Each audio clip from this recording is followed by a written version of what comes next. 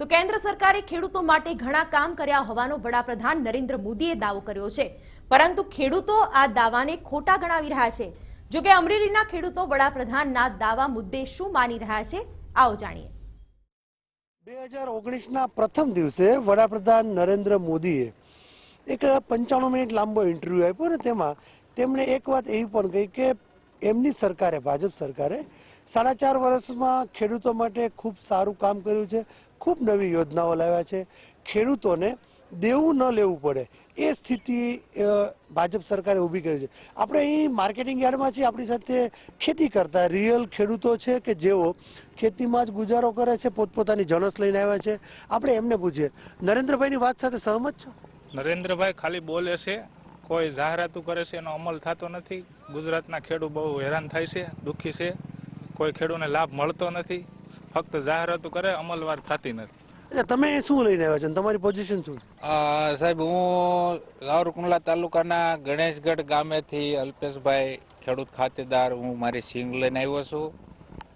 આ સિંગમાં કોઈ સરકારમાં હું સીસીમાં 5 દિવસથી સાહેબ આ સિંગ લઈને આવ્યો છું, કોઈ હાવ ધણી ધોરી વગરનો આવો જ વહીવટ સરકારને આમને વાયદા કરીને ખેડૂતને હેરાન જ કરવાના છે કે કઈ સારું કરવાનું છે? મને કાલે જે કીધું કે ખેડૂતો સુખી થયા છે, તમે સહમત છો?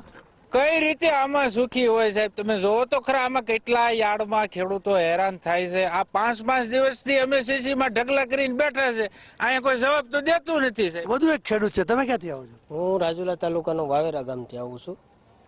હું ખેડૂત છું, સિંગ લઈને આવ્યો છું, અને અત્યારે પરિસ્થિતિ બહુ ખરાબ છે ખેડૂતોની કે 5-5, 7-7 દિવસથી જે ટેકાના ભાવથી ખરીદી કરે છે પણ કોઈના વારા આવતા નથી।